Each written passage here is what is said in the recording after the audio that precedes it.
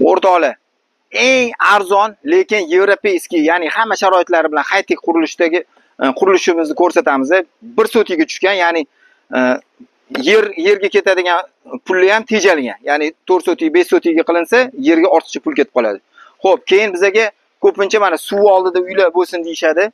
Bu narxga suvi oldida, yana uni ustiga high-tech qurilishda ega bo'lgan uyni topish qiyin. Hozir uyi narxini aytaman, haqiqatan qoyil qolasizlar. Xo'p, uyga kiramiz. Uy iloji boricha o'sha hamyonbop narxda bo'lishini hisobini olganmiz. O'shaning uchun ikkinchi etaj yo'q va podval ham yo'q. Kichkina hovlichaga egamiz. Mana osmonni ko'rsanglar bo'ladi. To'g'rida mehmonxona. Mehmonlar kutib olsangiz bo'ladi.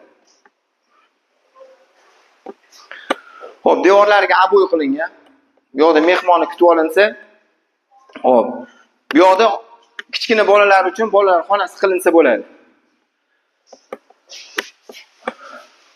Uy 1 sotiga joylashgani uchun iloji boricha maksimal darajada joyi ekonom qilingan. Ko'p bosh qotirilgan, to'g'risini aytganda.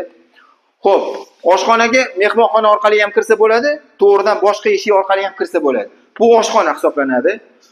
Oshxonaga mana o'sha oshxona mebelini joylashtirilsa bo'ldi, tayyor. Xo'p, katyol ham qo'yilgan, tepli pol o'rnatilgan. O'rtadagi mana shu koridor, kichkina koridorga chiqqanda umumiy hojatxona, sanuzyul bor. Ya'ni dushovoy, hojatxona, nuvanliklari bor. Xo'p, to'g'rida buni endi kattalar uchun yotoqxona qilsa bo'ladi. Ya'ni kichkina oila uchun eng hamyonbop narx, uyi narxini hozir aytaman.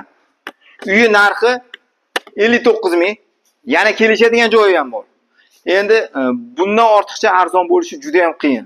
Bundan ortiqcha arzon bo'lsa, yo yerni narxi arzon bo'ladi, yoki bo'lmasam qanaqadir sifatsiz qurilish mahsulotlari ishlatilgan bo'ladi, yoki bo'lmasam hasharga qilingan bo'lishi mumkin, yoki qanaqadir boshqa aybi ham bo'lishi mumkin.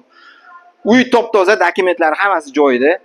Agar shunga o'xshagan uylarni qurishni xohlasanglar noldan, bizda o'sha noldan boshlab qurib berish xizmati ham bor. Aloqaga chiqaverasizlar.